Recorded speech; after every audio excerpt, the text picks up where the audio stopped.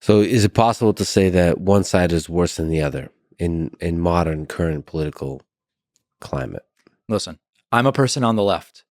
I'm not pretending to come here as and not knowing that my view is biased because I'm a person of the left. If you ask Ben Shapiro, he'll tell you something different. I think in 2023, sum total, the influence of the American right wing, if the American right wing were to get everything it wants, it would be a horrifying reality. If the left were to get everything it wants, we'd have to figure out a few things, including exactly how we pay for certain programs. But they're mostly noble goals. And I believe that they are more supportive of an individual self-determining what they want to do in life and how they want to live, and is more in line with the idea of freedom and liberty than what the right is currently proposing. That's my view. And of course, people will disagree with me. They'll say, no, we get to freedom and liberty the way that the right wants to do it. Okay, well, we can have that conversation. So I think you've implied in your answer, it was kind of focused on policy. It felt like it was focused on policy. There's other stuff that people worry about. Sure. Particularly with the left, what may be termed the woke mind virus. Right? Where have I heard? Who's using that term a lot now? I'm trying to think. I'm not sure. Not sure where it comes up. But the cultural aspect of this, sure, that if you give a lot of power to people on the left, like, as you gave as an example, there would be a lot of kind of censorship and suppression of speech and a kind of dividing up of a society of who's allowed to, basically a reallocation of resources, not based on merit, but based on some kind of high ethical notions of what is right. And only a very small percent of the population gets to decide what is fair, what is right. Which is, we already have a small portion of the population yes. deciding fair. Okay. Yes. But I don't know how many different ways I can say kind of a negative characterization of folks on the left when we're now comparing it, just as to play devil's advocate. Sure. So is that something that you worry about? So setting policies aside, wokeism. Yes. How big of a problem is it? This is a great conversation. So let's two sides of it. Okay. We have new polling that seems to suggest so-called wokeism is kind of more popular in the United States than anti-wokeism. And I'll tell you what I mean by that. This is the less interesting part. We'll go to the more interesting part second. Sometimes what people mean by wokeism is an overreaction to a perceived injustice that goes beyond what would be fair and equitable.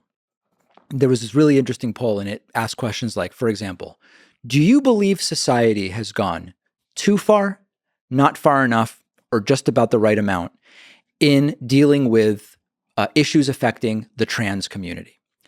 The woke position, which is society hasn't gone far enough, was far more popular than we've gone too far. Now, the right-wing media narrative is we've gone way too far. This is out of control. And there are lots of other similar answers. It's not a huge margin. A lot of these are like 58 to 42, 60 to 40. It's not like 90 to 10. But by a small margin, the so-called woke perspective of we actually haven't yet done enough to fix some of these issues is a little bit more popular. So if we went back to DeSantis, this is part of why I think DeSantis's anti-woke agenda may just be a political misstep. That's a really interesting result. I wonder how the questions are framed. But it's still interesting, nevertheless, no matter what, to hear that majority of people in America are woke. Not in the negative sense of the word. The poll didn't use the term woke. Right. Right. This is a critical thing. Let's use the term woke positively. The term has kind of been perverted. Yes. 4 years ago, when the term was started to be used, I would have said, oh yeah, woke just means like I have become aware of problems that are bigger than any one person can fix for themselves that relate to the system. I think that's what, and we might disagree on which problems fall into that category, but like it was kind of benign. I think now it just means like outrageously left-wing, maybe even with socialist or Marxist undertones. It's become a pejorative at this point. But also like bullies. Like bullies, people sure. censorers. Yeah, but people that go around calling others racist,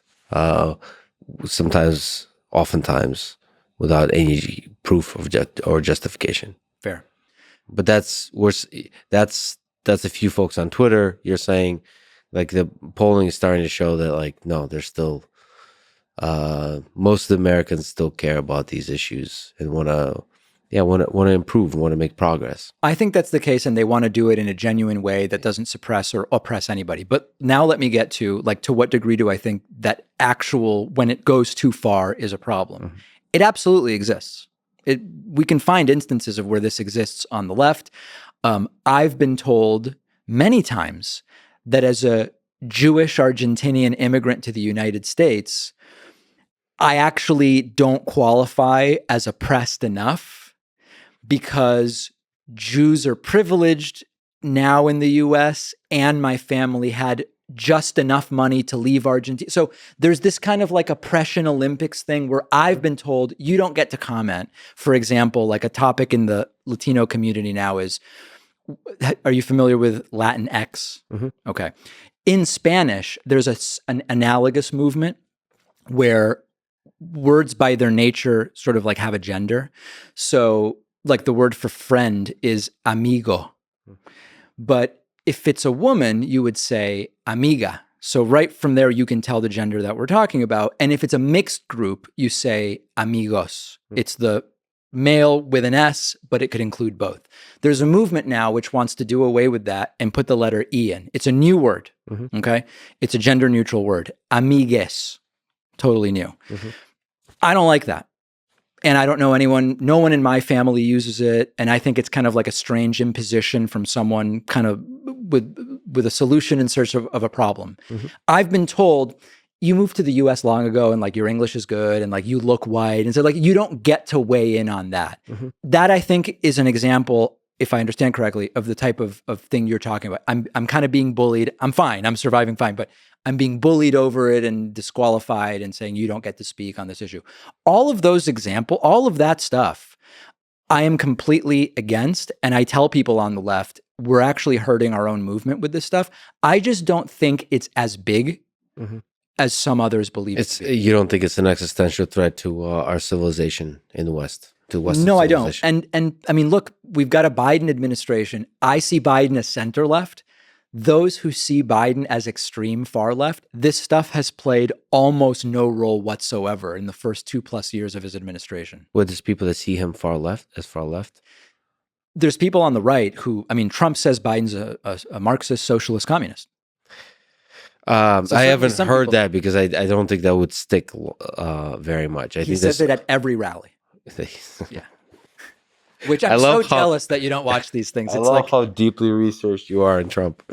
I can only imagine how good your Trump impression is at this point. Sadly, it's not good. It's not, all right. No, but, and I'll say one other thing on that. You know, take trans, because just to talk about it a little bit, we haven't dealt with it much. The trans issue has become huge, I believe, because the right is obsessed with it. The right is very much not concerned with gay men anymore. It used to be that gay men is like, oh, we have to stop gay men from adopting and unnatural and pedophiles. Now it's trans, it's drag shows, etc. I do think that there is a fair question to say, how do we deal with trans women in a very small, short list of sports? That's real, okay? My view, though, is I go, okay, we have all issues. We have issues related to gender and sexual orientation. We have issues related to trans. Within that, we have specifically sports. You can eliminate from that trans men. Nobody's worried, right, about women, biological women who are trans men. And then when you say it's only in certain sports that it matters, hey, I'm right there. I think it's a complicated question. I don't know how we deal with it.